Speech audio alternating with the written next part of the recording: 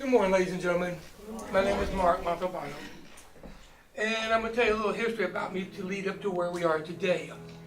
I came back to Texas. Texas is my home. Houston is home. In July of last year, freshly released from the Florida Department of Corrections. 12 and a half years I spent in prison. I was coming out with a sex offense, a pretty serious crime in today's society. And I was facing many hurdles and obstacles. In addition to coming to a new city I had not been in about 20 years because of prison and living in Florida. And I come back and I start to look for a job and meet with probation and get everything started in the right direction. And I start putting applications and I'm getting a lot of doors. No, we don't want you. We don't care about you. We don't want to help you. And I met Tammy Heinrich through Terrace Methodist Church. She's a friend of the family. And she says, I need you to go to Work Faith Connection. That's where you need to go. I said, all right. So I had to get probation to give me approval because they require me to do 4 job search every day. So I have to waive that. So they say, yes, you can go to the job search. So I go to Work Faith Connection in Tacoma. And David is my teacher. He was the teacher over there, the facilitator. Did a dynamic job with us. And I take the 8-day course. And in the meantime, I'm still putting in applications. And nothing's happening, and I'm very discouraged. And I'm crying out to the Lord, why? Why am I not finding a job somewhere? The 3rd or 4th largest city in the nation, and I can't find a job flipping hamburgers? I have 15 years in the Navy as a chef. I have 8 years as a CNC operator, certified, 2-room certificate, all types of credentials, but it's my baggage that I carry of my conviction that no one wants to deal with you. Many times on that questionnaire it says, have you ever been convicted? Many of us have been there, whether it's from 10 years ago or last week. And David recommended this clause that I do not agree with, but it opened the door, so I got to give you credit for it. On that question was, you put on there, we'll discuss at interview. Well, I feel like that's kind of telling the truth. I've got something so horrendous, I don't even want to put it on paper. That's, and that's, to me, that's a flag. But I put it on the applications. And the door still did not open. People would call and say, well, tell me about your background. I say, well, I have a sex offender. Oh, okay. And that was it. I knew it was a dead end. But I continued on. I went through the program. And in November, the food bank, through a temporary agency, hired me. 4 days is all it lasted. Because the food bank was not aware of my background. The temp agency was, but they failed to disclose it to the food bank. And I felt it was my duty to disclose it. And when I told them, they said, never mind. Thank you very much for working for us. So I was out of a job. But I continued to do it, and I continued to pray to God and seek God's help. And my family, who had been there through it all, was there. You're going to make it. You're going to do it. Good encouragement, but it wasn't putting a job in my hand. November, I had a few applications and a few interviews, and one of them was Thomas & Betts. It is a national company, and they make zip ties, they make pipes, rolled steel, various divisions, and their division's over off Fairbanks, North Houston. And they called me for an interview, and Erica, the HR specialist, calls me in and says, tell me, what can you do for us? Give me your certificates, your qualifications. And they're asking for a tool room attendant. Well, I have a certification as a tool room attendant. So I'm thinking, well, that's going to help open the door. And she says, do you have history? I said, yes. Do you mind telling me? I said, no. So I tell her point blank what it is. And she says, well, I'll let the hiring manager know. Thank you. And kind of shoved me out the door. I thought, golly, lady. Didn't give me a chance to sell myself.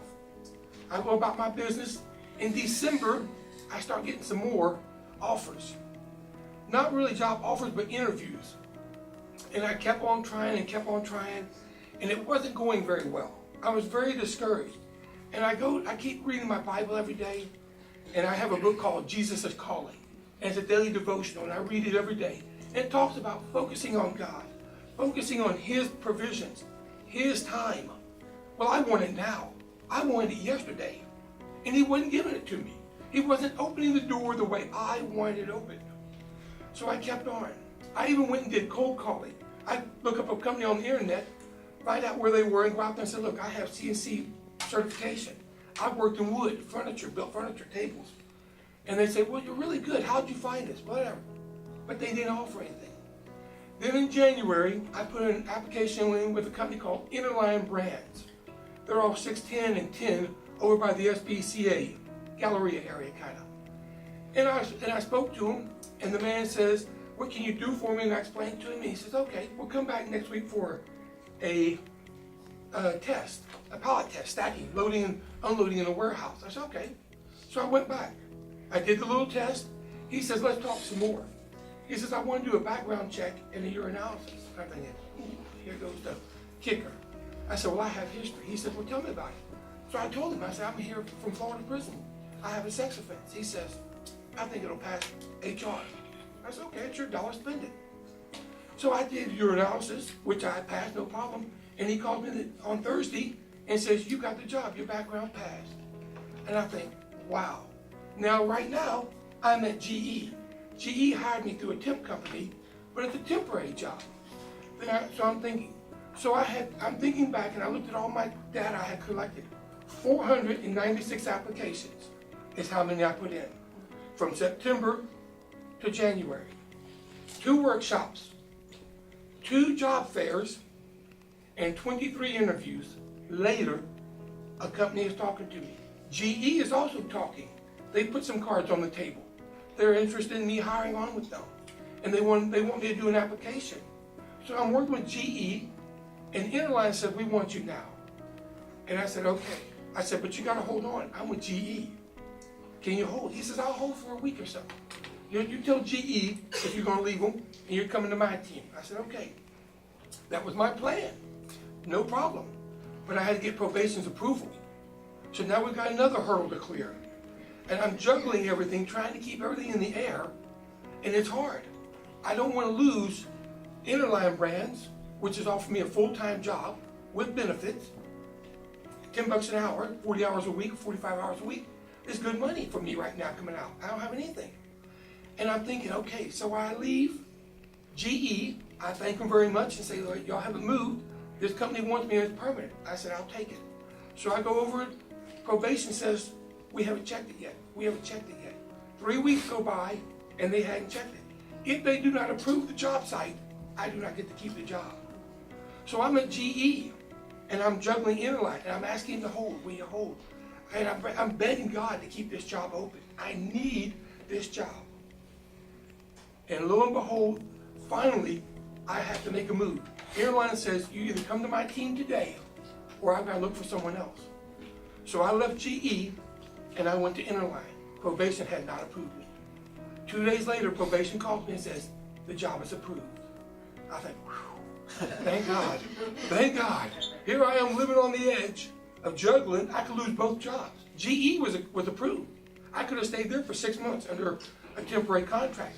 But I left them thinking this was going to pan out because I had done my due diligence. I drove it, I walked it, I Googled it, I did everything. I did everything but go in there with my hands and knees and check out the building and the facility. It passed. I'm working hard, I'm doing great. The company Interline loves me. 2 weeks later, I get a phone call. You remember the company Thomas and Betts I spoke to earlier, I spoke of? Well, they called me again. This is the 4th phone call from them. They called me in November, they called me in December, they called me in January, and now we're in February, and they're saying, are you looking still? And I said, well, sure. Though I had a job, I wanted to see what their cards looked like. So they said, well, why don't you come to our plant and see us? And we'd like to take you out to breakfast and make an offer. I said, okay. So I go out there, February 28th, Friday morning. I don't go to work till 11. I got time. I go to work this morning. I go to work at 11. And so I leave and I go out there to Fairbanks, North Houston, and I take a tour of the plant and meet the hiring manager again, HR again.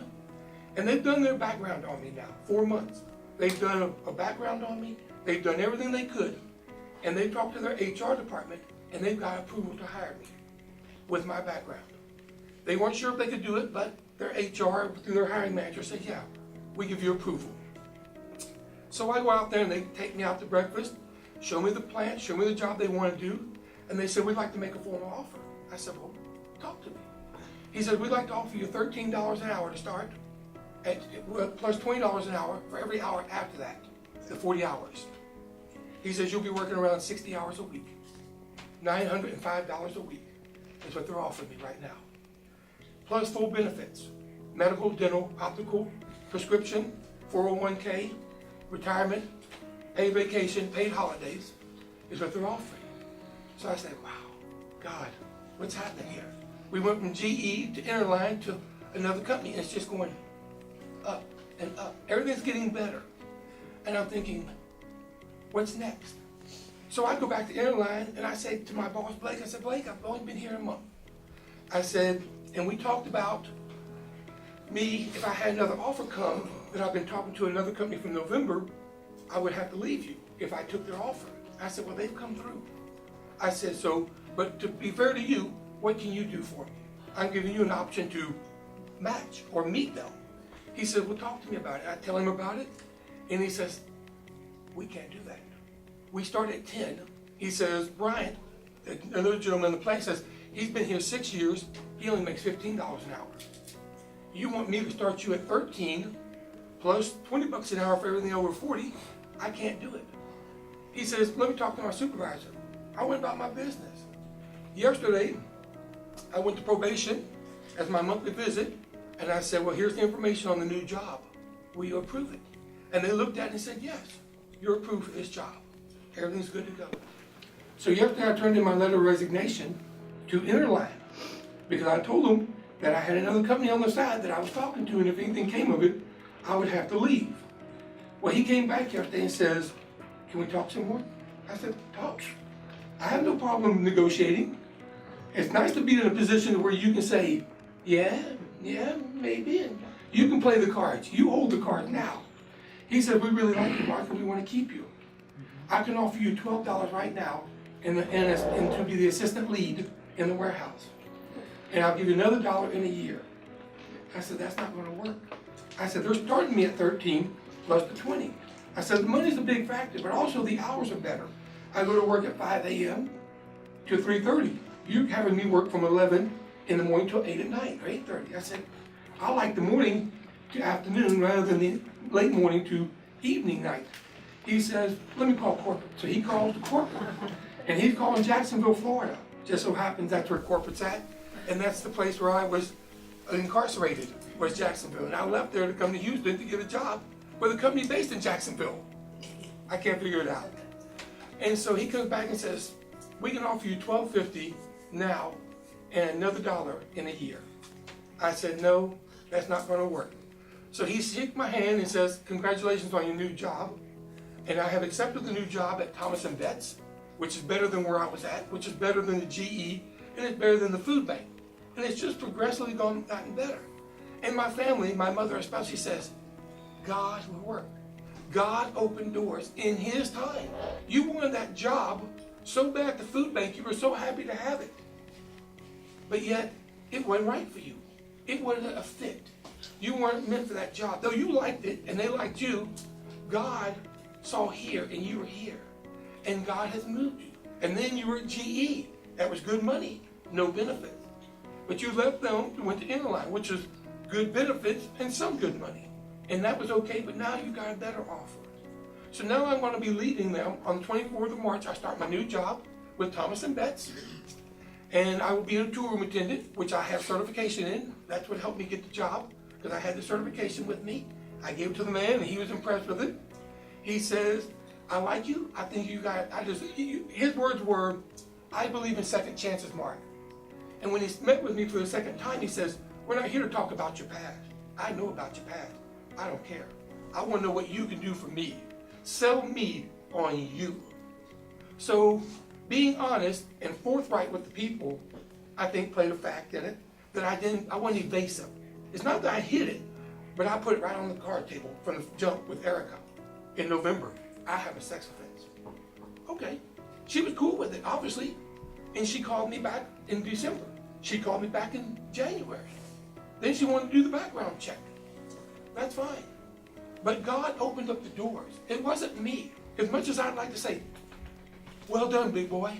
Well done. It wasn't me. I wish it was. 496 applications is a lot.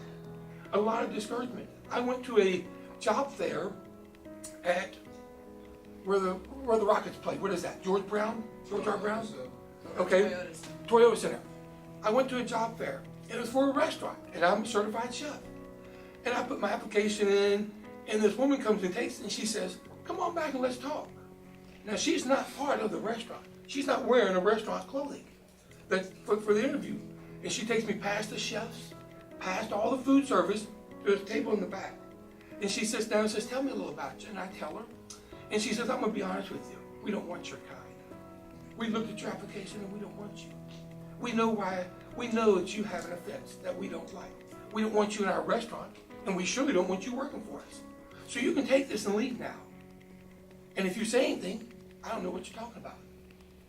So right there told me the hurdles that I face.